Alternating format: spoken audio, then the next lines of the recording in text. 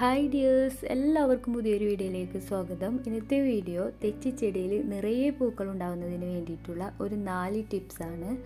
നമ്മുടെ ഗാർഡന് നല്ല കളർഫുൾ ആക്കുന്നതിന് വേണ്ടി പറ്റിയ ഒരു ചെടിയാണ് തെച്ചിച്ചെടി. വർഷം മുഴുവൻ ഇതിൽ പൂക്കളുണ്ടാവും. നമ്മൾ നല്ല കെയർ ചെയ്യുകയാണെങ്കിൽ നല്ല പൂക്കൾ തരുന്ന ഒരു ചെടിയാണിത്. അപ്പോൾ നമുക്ക് എന്തൊക്കെയാണ് ടിപ്സുകളെന്ന് നോക്കാം. ആദ്യത്തെ കാര്യമെന്ന് പറയുന്നത്, നമ്മൾ തെച്ചിച്ചെടി നടുന്നത് നല്ല ലൈറ്റ് തട്ടുന്ന ഒരു സ്ഥലത്തായിരിക്കണം. അതായത് 5 മണിക്കൂറൊക്കെ വെയിൽ തട്ടുന്ന ഒരു സ്ഥലത്താണ് തെച്ചിച്ചെടി നടേണ്ടത്. അത് നടുമ്പോൾ തന്നെ ശ്രദ്ധിക്കേണ്ട ഒരു കാര്യമെന്ന് പറയുന്നത്, രാവിലത്തെ വെയിൽ തട്ടുന്ന ഒരു സ്ഥലത്ത് നടാൻ ശ്രദ്ധിക്കണം. ഉച്ചയ്ക്ക് ശേഷമുള്ള വെയിൽ തട്ടുന്നതിനേക്കാളും നല്ലത് അതാണ്. ഇല്ലെങ്കിൽ ഇലകൾക്കൊക്കെ കരിഞ്ഞു പോകാനൊക്കെ സാധ്യതയുണ്ട്. അപ്പോൾ അത് ശ്രദ്ധിക്കണം. രണ്ടാമത്തെ കാര്യമെന്ന് പറയുന്നത് വാട്ടറിങ് ആണ്. ഇതിന് നല്ല വെള്ളം ഒഴിച്ചു കൊടുക്കേണ്ട ആവശ്യമില്ല. ഒരു മീഡിയം ലെവലിൽ ഇതിന് വെള്ളം ഒഴിച്ചു കൊടുത്താൽ മതി. തണുപ്പ് കാലത്ത് ഇതിനധികം വെള്ളം ഒഴിക്കേണ്ട ആവശ്യമില്ല. ആഴ്ചയിൽ ഒരു 2 പ്രാവശ്യമൊക്കെ വെള്ളം ഒഴിച്ചു കൊടുത്താൽ മതി. ഈ ചെടി നമുക്ക് ചട്ടിയിലും നടാം. ചട്ടിയിൽ നടുകയാണെങ്കിൽ നമ്മൾ നല്ലൊരു പോട്ടി മിശ്രിതം കൊടുക്കണം. ചാണകപ്പൊടി, മണ്ണ് ഒക്കെ മിക്സ് ചെയ്തിട്ടുള്ള നല്ലൊരു മണ്ണ് കൊടുക്കാൻ ശ്രദ്ധിക്കണം. ഈ ചെടിയുടെ കമ്പ് കട്ട് ചെയ്തിട്ട് നമുക്ക് മണ്ണിൽ നടാം. അല്ലെങ്കിൽ ഇതിൻ്റെ അടിയിൽ ചെറിയ ചെറിയ തൈകൾ ഉണ്ടാവും. ആ തൈകൾ എടുത്തിട്ട് നമുക്ക് ഇത് നടാവുന്നതാണ്. മൂന്നാമത്തെ ഒരു കാര്യമെന്ന് പറയുന്നത്, തെച്ചിച്ചെടിയിൽ പൂക്കൾ ഇട്ട് കഴിഞ്ഞാൽ നമ്മൾ അതിൻ്റെ 2 ഇല താഴെയായിട്ട് കട്ട് ചെയ്ത് കൊടുക്കണം. പുതിയ തളിരുകൾ വരുമ്പോൾ ആ തളിരുകളിലാണ് പൂക്കളും മുട്ടുകളൊക്കെ ഉണ്ടാവുക. മുട്ടുകളുണ്ടായി പൂക്കളുണ്ടാവുന്നത് പുതിയതായി വരുന്ന തളിരുകളിലാണ്. അപ്പോൾ നമ്മൾ പൂവിട്ട് ഉണങ്ങിയ ശേഷം അത് നമ്മൾ കട്ട് ചെയ്ത് കൊടുക്കണം. പൂവ് ഒരു ആഴ്ച സമയം വരെ നിൽക്കുന്ന ഒരു പൂവാണ്. അപ്പോൾ പൂവ് ഒരു 90% പോയി അത് കരിഞ്ഞ് കഴിഞ്ഞാൽ നമുക്കത് കട്ട് ചെയ്ത് കൊടുക്കാം. അങ്ങനെ കട്ട് ചെയ്ത് കൊടുക്കുമ്പോൾ പുതിയതായി അതിൻ്റെ 2 സൈഡിലും തളിരുകൾ വരും. ആ തളിരുകളിലാണ് പൂവുണ്ടാവുന്നത്. അപ്പോൾ നമ്മൾ അത് കട്ട് ചെയ്ത് കൊടുക്കണം.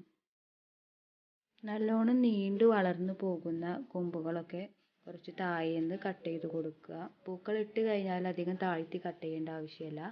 കരിഞ്ഞ ഭാഗം ചെറിയ 2 ഇലകൾക്ക് താഴെയായിട്ട് കട്ട് ചെയ്ത് കൊടുത്താൽ മതി. ഈ ചെടിയിൽ ഒരുപാട് പൂവിട്ട് കരിഞ്ഞ് ബ്രൂഡിങ് ചെയ്യാൻ വേണ്ടിയുള്ളതുണ്ട്. അപ്പോൾ ഇത് ഒരുപാടുണ്ട്. അപ്പോൾ നമ്മൾ ആ പറഞ്ഞ പോലെ തന്നെ 2 ഇലകൾക്ക് താഴെയായിട്ട് കട്ട് ചെയ്ത് കൊടുക്കുക. അധികം താഴ്ത്തി കട്ട് ചെയ്യരുത്. അങ്ങനെ ചെയ്യുകയാണെങ്കിൽ പിന്നെ അതിൽ കൊമ്പുകൾ വരാൻ കുറേ കൂടുതൽ സമയം എടുക്കും. അപ്പം ഒരു 2 ഇലകൾക്ക് താഴെയായിട്ട് മാത്രം ഇങ്ങനെ കട്ട് ചെയ്ത് കൊടുത്താൽ മതി.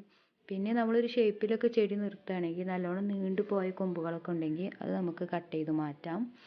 അങ്ങനെ നമ്മൾ ആ കാര്യം ശ്രദ്ധിക്കേണ്ടതുണ്ട്.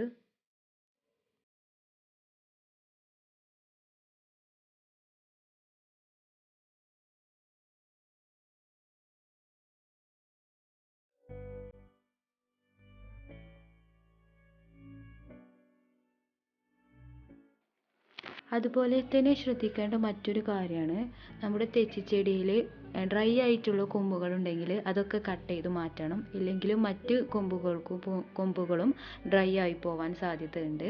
അപ്പോൾ അങ്ങനെ ഡ്രൈ ആയിട്ടുള്ള കൊമ്പുകളൊക്കെ നമ്മൾ കട്ട് ചെയ്ത് മാറ്റിക്കളയണം. ഇതിലൊരുപാട് കൊമ്പുകൾ ഡ്രൈ ആയതുണ്ട്. അപ്പോൾ അതൊക്കെ കട്ട് ചെയ്ത് നമുക്ക് മാറ്റിക്കളയാം.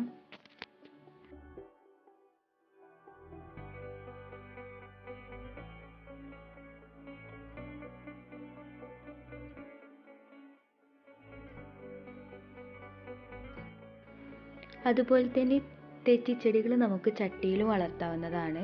ചട്ടിയിൽ വളർത്തുമ്പോൾ നമുക്ക് കൊമ്പ് എടുത്തിട്ടോ അല്ലെങ്കിൽ തൈകൾ എടുത്തൊക്കെ ഇത് നടാവുന്നതാണ്. നല്ലൊരു പോട്ടി മിശ്രിതം നമ്മൾ നൽകണം. ചാണകപ്പൊടി, മണൽ ഒക്കെ മിക്സ് ചെയ്തിട്ടുള്ള നല്ലൊരു പോട്ടി മിക്സ് തന്നെ ഇതിന് നൽകുകയാണെങ്കിൽ നല്ല ഉഷാറിലുണ്ടാവും. ഇതിനധികം വേരൊന്നും ഉണ്ടാവത്തില്ല.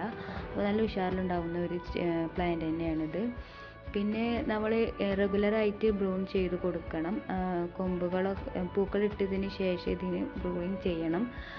പ്രൂണിങ് ചെയ്താൽ നാലാമത് നമ്മൾ ശ്രദ്ധിക്കേണ്ട ഒരു കാര്യമെന്ന് പറയുന്നത്, പ്രൂണിങ് ചെയ്ത് കഴിഞ്ഞതിന് ശേഷം പുതിയ തളിരുകൾ വരുമ്പോൾ ഇതിൽ പ്രാണികളുടെ ശല്യങ്ങൾ ഉണ്ടാവാറുണ്ട്. അങ്ങനെ ഉണ്ടാകുമ്പോൾ നമ്മൾ വേപ്പിൻ പിണ്ണാക്ക് വെള്ളത്തിലിട്ട് പുളിപ്പിച്ച് അത് സ്പ്രേ ചെയ്ത് കൊടുത്താൽ മതി.